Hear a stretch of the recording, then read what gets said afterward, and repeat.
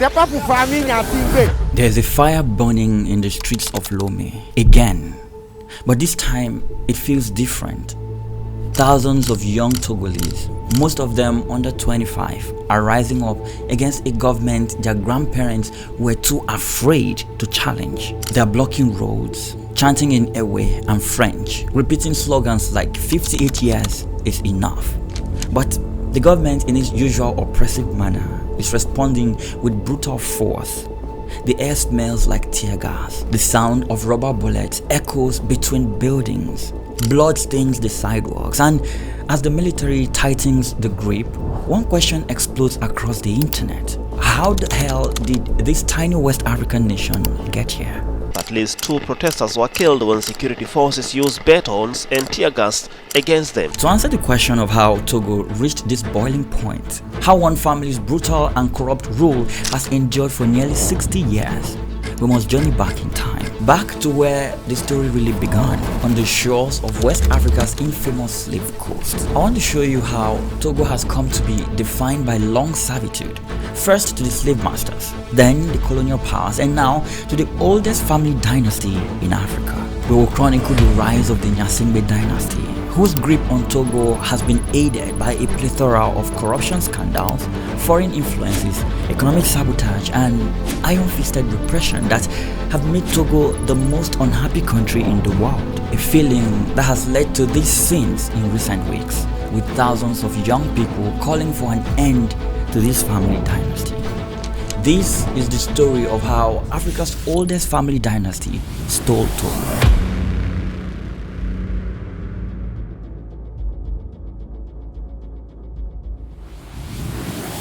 For centuries before colonization, the land that is now Togo was a gateway, a narrow stretch of land between 2 ancient kingdoms, the Asante Empire to the west and Dahomey to the east. And for these centuries, this land was home to a tapestry of communities, the Mina, the Ewe, and the Kabwe, and plenty others.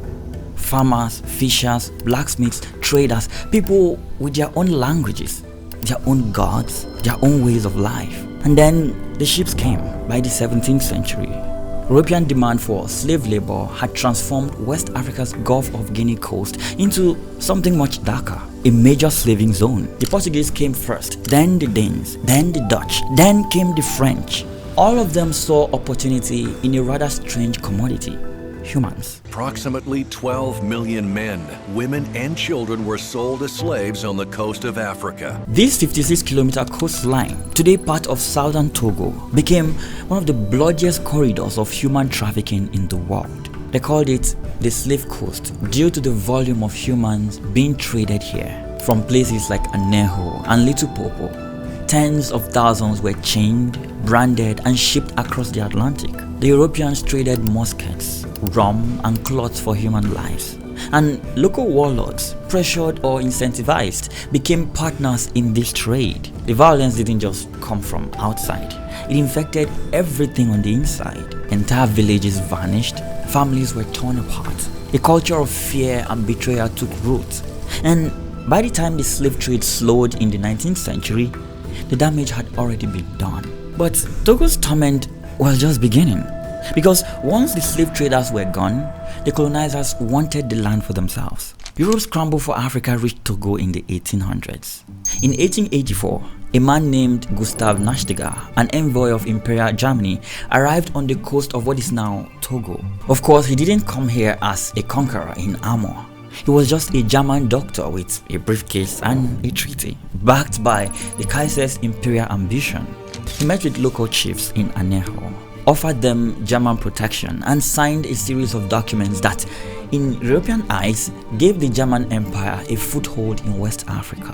What the chiefs understood or didn't, no one knows. But by the time they realized what was happening, it was way too late. Germany had claimed Togoland. Within a year, Germany's rivals, that is France and Britain, recognized the colony. From here, the borders were drawn. Togo's shape, that odd silver wedged between Ghana and Benin, was etched into the map, not by its people, but by foreign powers who had never set foot in the hinterlands they were dividing. And from here, the colonial project moved fast. The Germans saw Togoland as their model colony, a place where they could demonstrate their efficiency and colonial prowess. Germany's regime was characterized by ambitious development and oppressive methods. In 1897, the Germans turned Lomé, a sleepy fishing village, into their capital. They built roads, railroads, and telegraph lines. But this was not for the local people here, it was for export. Cocoa, cotton, rubber, palm oil. Togo became an extraction machine.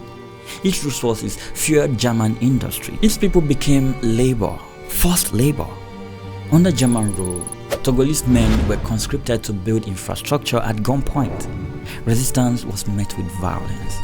Entire communities were displaced to make way for plantations. By the 1890s, German expeditions were violently putting down any village that resisted. Germany called Togo its model colony, but for Togolese, it was an unforgettable nightmare, one they longed to wake up from. More than 2 million Africans were killed between 1914 and 1918.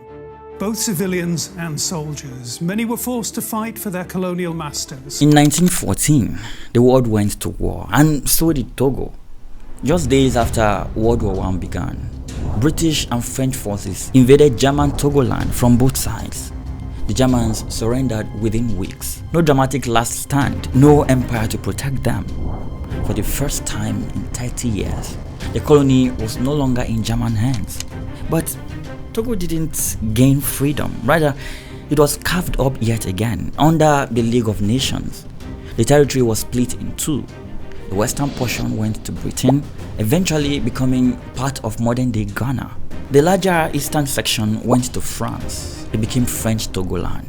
So, once again, the people of Togo went from one colonial master to another. There was no votes, no voice, just a new set of flags. The French ruled differently than the Germans, but the outcome was more of the same. Togo was still being run from abroad. The French built schools, courts, and administrative offices, but only to serve the colonial elite. The locals were still laborers, still outsiders in their own land. And yet, something was shifting, because while France tried to tighten its grip, a new generation of Togolese began to rise. Educated in colonial schools, fluent in French, but dreaming in a way and manner.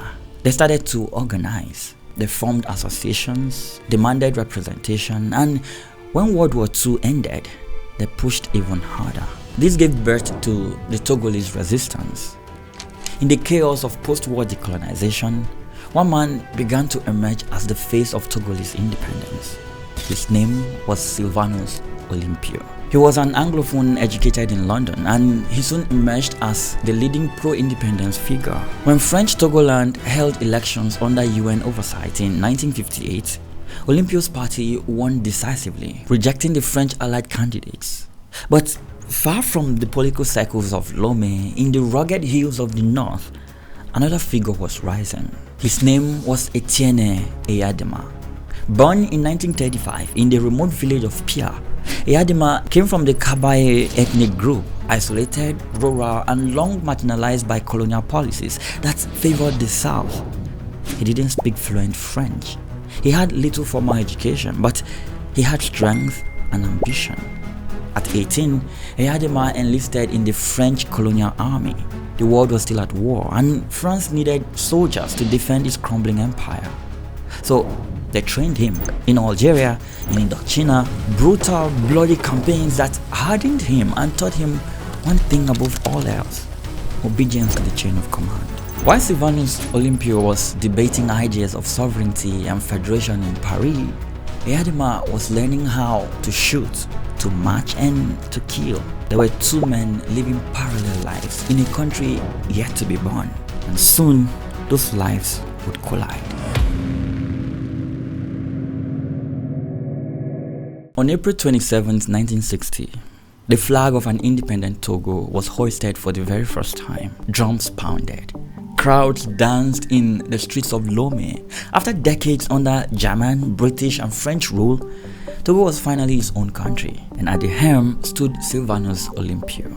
He had long been the face of the anti-colonial movement. Unlike many leaders in Francophone Africa, he he refused to be France's puppet, even though he initially maintained close economic ties with France. He declined to join the CFA franc monetary zone. He sought diplomatic and economic ties beyond Paris with Britain, the US, and Germany. Togo, he believed, could stand on its own. But this idealism came with enemies. France watched nervously. Neighboring regimes were skeptical, and inside the country, there were cracks. Olympio's technocratic style alienated parts of the population, especially in the north, where communities felt excluded from the new political order. Among the most bitter were the veterans. Hundreds of Togolese who had fought for France returned home expecting recognition, pensions, and even jobs. Well, Olympio refused to integrate many of them into the tiny new army. He wanted to keep the military small to save cost and avoid the temptation of coup. One of those rejected soldiers was a 28-year-old ex-sergeant named Etienne Eyadema. He had survived Indochina, fought in Algeria, taking orders from French commanders who once ruled his homeland. And now he was told by his own president that he wasn't needed any longer. Well, he didn't take it lightly. In the early hours of January 13, 1963, a small group of disgruntled ex-servicemen stormed Olympio's residence. The president tried to flee. He ran barefoot to the American embassy, hoping for refuge, but he never made it there. Togo became the first independent African country to experience a military coup, and now Olympio was dead. Democracy, barely 3 years old, was over, and the country would never be the same again. After the assassination of Olympio, power did not immediately fall to Eyadema, not officially at least. A civilian government was installed under Nicolas Groniski, a moderate figure and Olympio's political rival. On paper, democracy was being restored, but in practice, it was the army that pulled the strings. The new government was fragile and riven by factional infighting. Ethnic and regional tensions deepened. Many Southerners, particularly from Olympio's Ewe group, feared that with his death, they had lost power to Northerners, aligned with Groniski and the army. Standing quietly in the background was Eyadema. He was promoted to Chief of Staff of the Armed Forces. Behind the scenes, he consolidated loyalty among the ranks, slowly, strategically, waiting for the right moment. Well, that moment came exactly 4 years later, on January 13, 1967, the anniversary of Olympio's death. Eyadema staged a second coup, this one bloodless. Groniski was ousted. Eyadema dissolved all political parties, suspended the constitution, and appointed himself head of state. This coup marked the real beginning of Togo's modern autocracy. Gnassingbé Eyadema promised unity, stability, a fresh start even. What he delivered, however, was the beginning of Africa's longest dictatorship. He outlawed opposition, created a single-party state, and surrounded himself with northern allies, especially from his own Kabye ethnic group. Power, once seized, was never to be shared. But Eyadema wasn't just building a regime, he was building a dynasty. Statues of him went up in towns and cities. His portrait hung in every office. School children sang his name. He told the people he had mystical powers, even claimed to survive a plane crash thanks to divine intervention. And beneath the mythology, a darker structure took hold. A vast network of patronage, repression, and control. The country was no longer run by laws, but by fear. The fear of Eyadema Gnassingbé.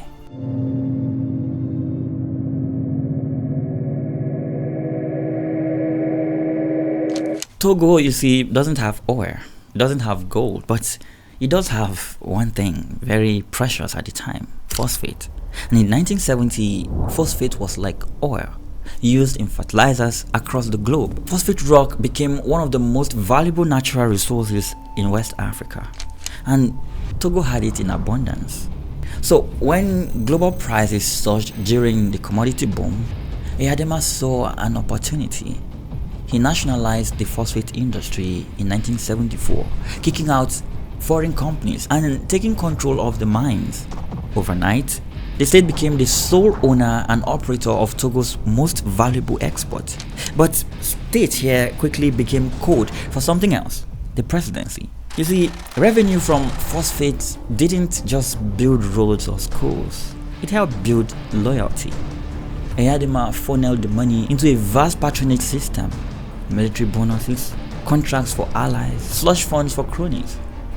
Billions moved through shadowy channels, and at the top of this pyramid sat the president, surrounded by generals, ministers, and family members who owed him everything. There was no economic strategy in place for the country. It was all about political survival. But Eyadema didn't do this alone.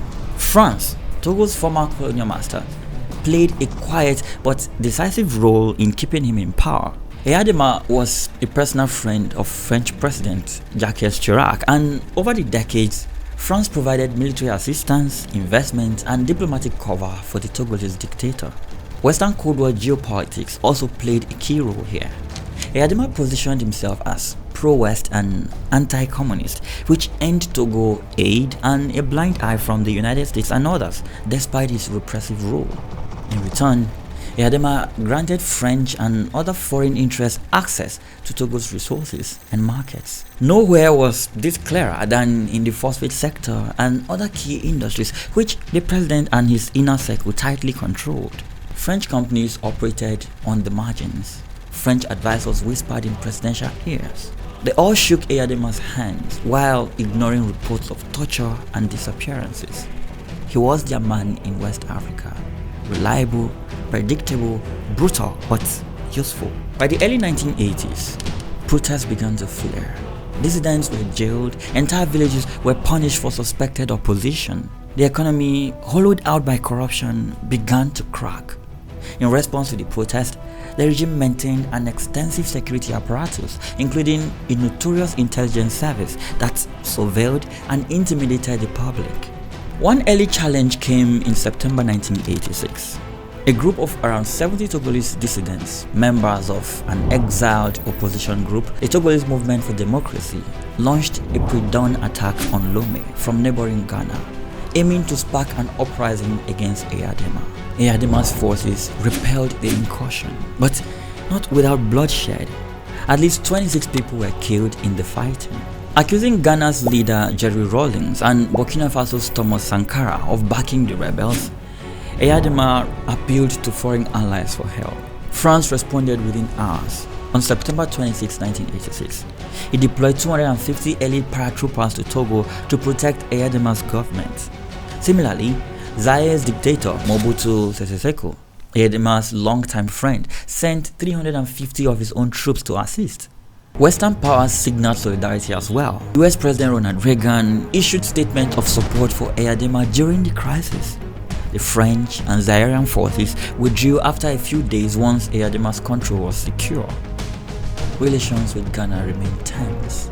Part of Eyadema's insecurity stemmed from the continued activism of Gilchrist Olympio, the son of the slain Sylvanus Olympio, who led an opposition movement from exile. Gilchrist found sympathizers in Ghana under Rawlings and elsewhere, which alarmed Eyadema. In 1985, Togo had issued a warrant for Gilchrist Olympio's arrest. And then in 1986, after the failed invasion, a Togolese court in absentia sentenced Gilchrist and others to death. Cross-border tensions even led to sporadic border closures and diplomatic spats between Lomé and Accra. The president seized on the incident to tighten his grip further. But the most significant challenge came in the early 1990s when a wave of pro-democracy movements swept Africa after the Cold War.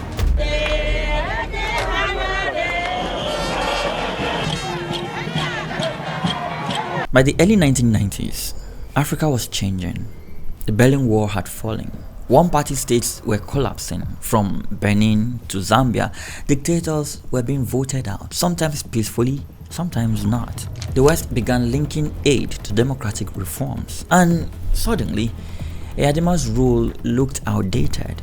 Togolese students, clergy, and civil society leaders launched protests. They called for national conference, a transition to multi-party democracy, and a new constitution. For a brief moment, it looked like history was turning. Eyadema blinked. In 1991, he allowed a national conference to convene. During this period, Togolese tasted freedom. The conference declared an interim government, appointed a transitional prime minister, and stripped Eyadema of most of his powers. But this victory was short-lived. If Eyadema had learned anything in his time as a soldier, it was this: you never surrender the high ground. So, in December 1991, his loyalists struck back. Soldiers stormed the parliament, kidnapped the transitional prime minister, and reinstated Eyadema's powers. This experiment was over. What followed was a reign of terror and fear. Over the next 2 years, from 1991 to 1994, over 300,000 Togolese fled the country. Opposition leaders were exiled or killed. Aid was suspended. But Eyadema stayed in power thanks in no small part to continued French support behind the scenes. Throughout the 1990s, Eyadema's state managed multi-party elections to maintain the veneer of legitimacy. In the 1993 vote boycotted by the opposition, he won 96% of the votes. Then in 1998, when results started to show he might lose, vote counting was stopped. He was ultimately declared winner anyway, igniting protests that were met with lethal force. UN observers later said the government had committed widespread human rights abuses during the election period. Hundreds of opposition supporters were likely killed in that crackdown, though the true toll was hidden. Still, Eyadema continued to enjoy impunity. He won another heavily rigged election in 2003 after amending the constitution to eliminate term limits. This became democracy by decree, reform by bullets, and no one was safe. But through it all, France stood by him, quietly but steadily, because Eyadema was still useful. And because his plan had always been bigger than just survival, he wasn't just securing his own future, he began grooming a successor.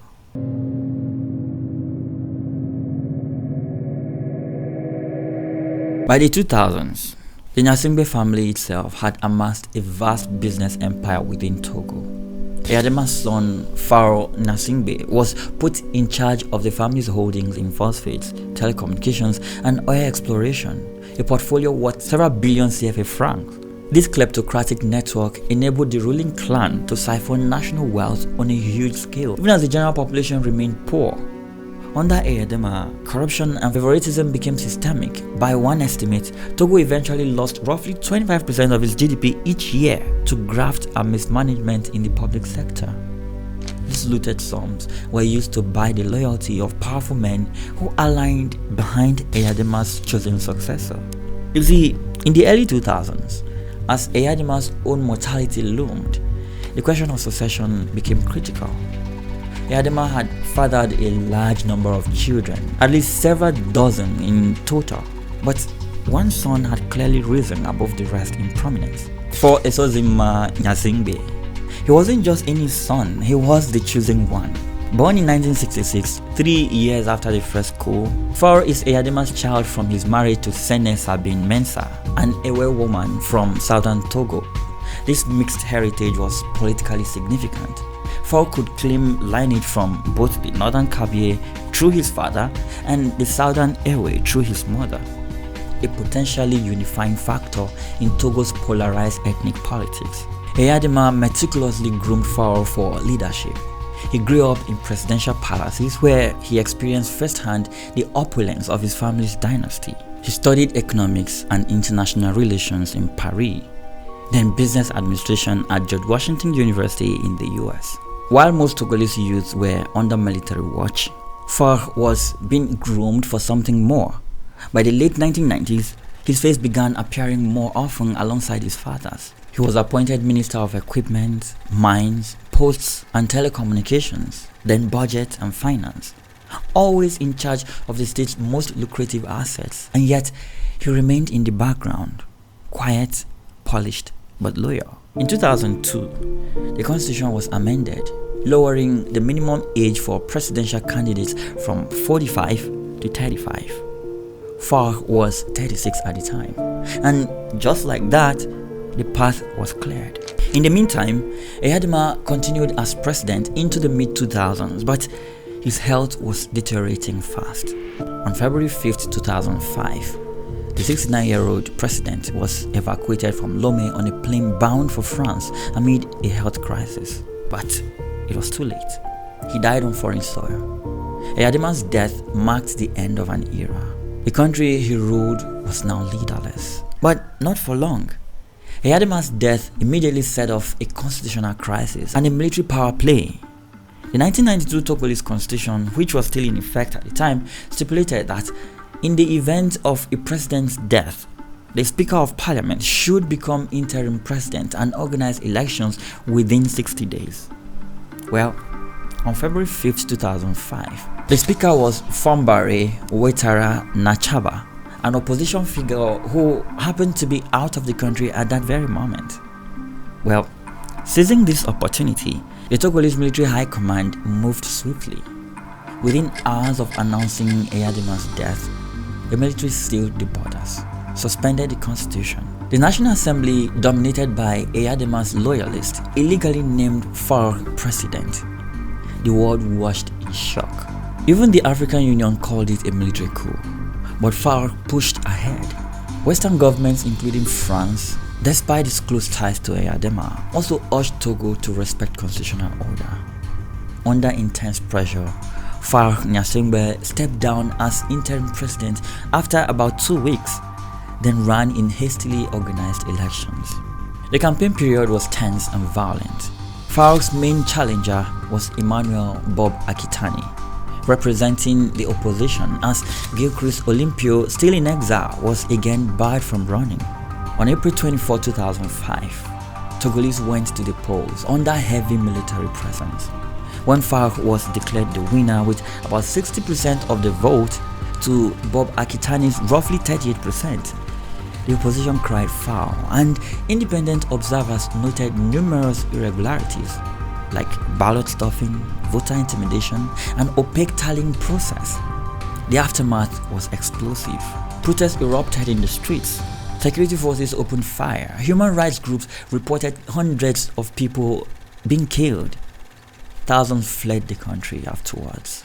Faure Gnassingbé, however, pressed on and was formally sworn in on May 4, 2005. His father had died, but the dynasty lived on.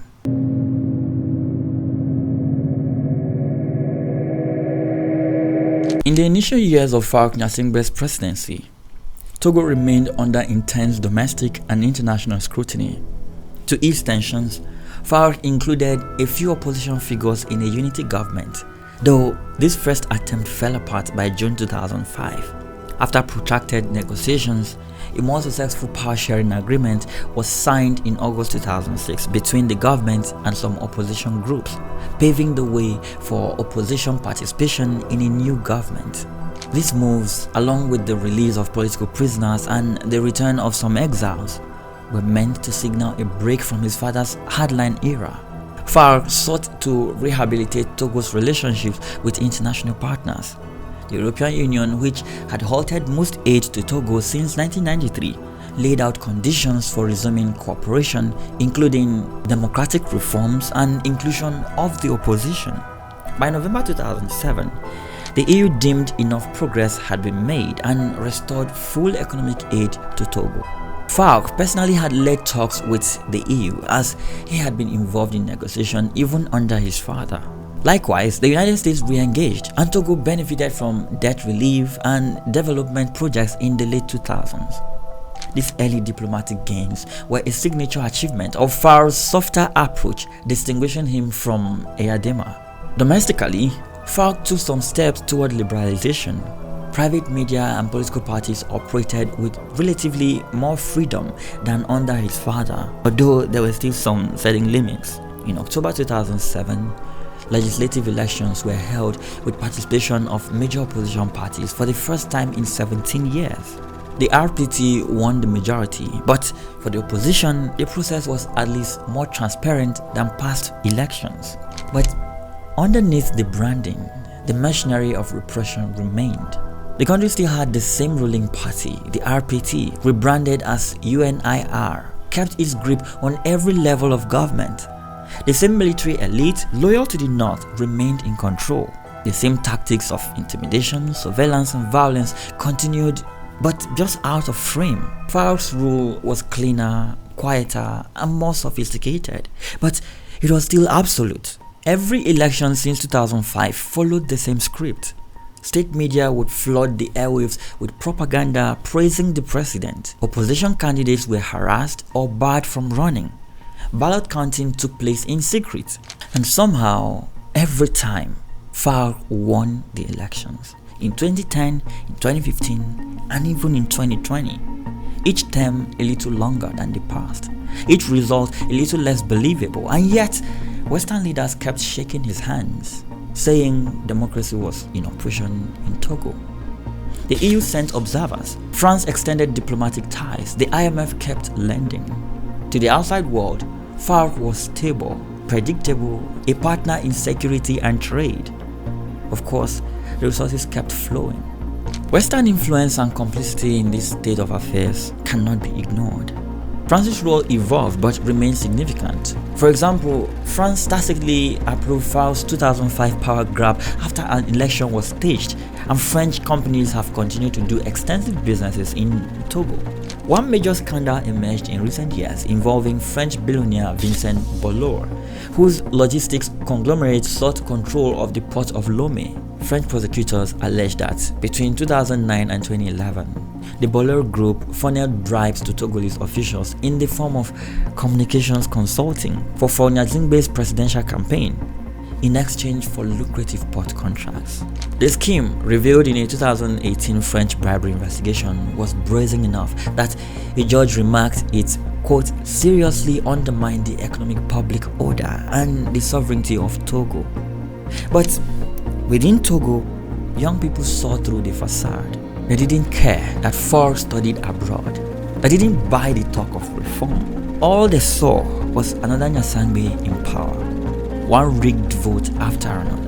A daily dose of broken promises. And beneath the calm surface, pressure began to build. By 2017, something had shifted.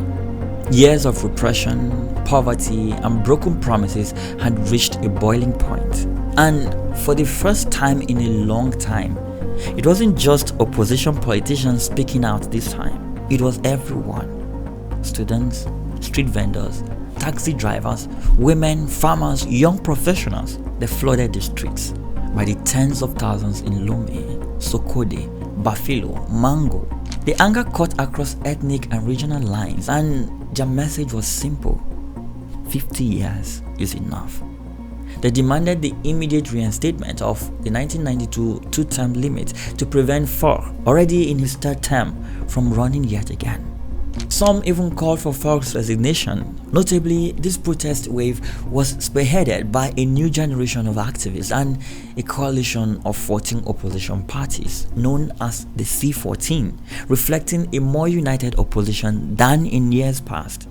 They weren't just protesting Faure, they were protesting the system. 5 decades of one family controlling every level of power, and they wanted constitutional reform, term limits, a real democracy. The protest rocked the regime.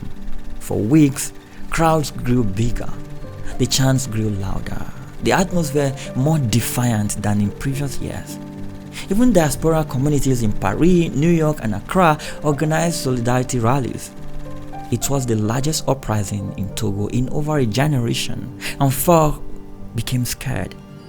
The government's response combined concessions with crackdowns.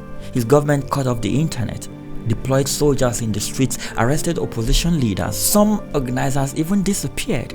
Others turned up in court with broken bones. Tear gas filled the streets. Live bullets were fired into crowds. But the people didn't back down. After months of tension, Faure's parliament passed a constitutional reform. It reinstated term limits. But here's the catch. It didn't apply retroactively, which meant Faure could still run in 2020 and again in 2025. In addition, the parliament granted immunity from prosecution to ex-presidents, widely seen as shielding Faure and potentially his family in the future. Faure called it reform. The people called it betrayal. They saw it as a ploy to extend his rule potentially to 2030. When the elections came in 2020, Faure claimed a landslide victory. The election, like previous ones, was marred by allegations of fraud. Notably, independent observers from civil society and the Episcopal Church were barred or expelled. And internet access was cut on election day. A prominent opposition candidate, former Prime Minister Agbeyome Kojo, disputed the outcome, even briefly declaring himself the rightful winner. But he was later arrested, and his claims gained little traction as the regime tightened its grip. By 2020, the Gnassingbé dynasty's rule had exceeded 53 years. Yet Faure was not done entrenching himself. In April 2024, as the end of his nominally final presidential term approached, Togo's legislature approved a new constitution, fundamentally altering the structure of government. The country was shifted from a purely presidential system to a semi-parliamentary system. A new position called the President of the Council, akin to a Prime Minister or head of government, was created. A powerful post to be filled by the leader of the majority in parliament, with no term limits. Conveniently, Togo's ruling party, UNIR, won an overwhelming majority in the 2023-24 legislative elections, helped by an opposition boycott, thus controlling the choice of this new head of government. On May 3, 2025, Faure Gnassingbé was duly sworn in by Parliament as the first president of the council, cementing his executive authority going forward. Meanwhile, the presidency of the Republic will become a more ceremonial role once Faure's current term expires. These maneuvers allow Faure to sidestep term limits entirely, effectively making him Togo's leader indefinitely, albeit under a different title. And this was the final straw. At first, it was just whispers online, TikToks, tweets, WhatsApp broadcasts. Then came the flyers, the posters, the flash mobs. Students began walking out of classes. Shop owners closed in solidarity. Churches held vigils. Artists joined the train, and then the streets exploded. Tens of thousands of young Togolese, most of them under 30, flooded the cities. They weren't rallying behind a political party. They were rallying against a system, against history, against a family dynasty that has stolen their future before they were even born. They blocked intersections with burning tires. They marched past garrisons of soldiers. They defied curfews with music and chants. This was raw, spontaneous, leaderless, and impossible to suppress. The government responded the only way it knew how: crackdowns, raids, rubber bullets, internet blackouts. But every act of repression was met with more resistance.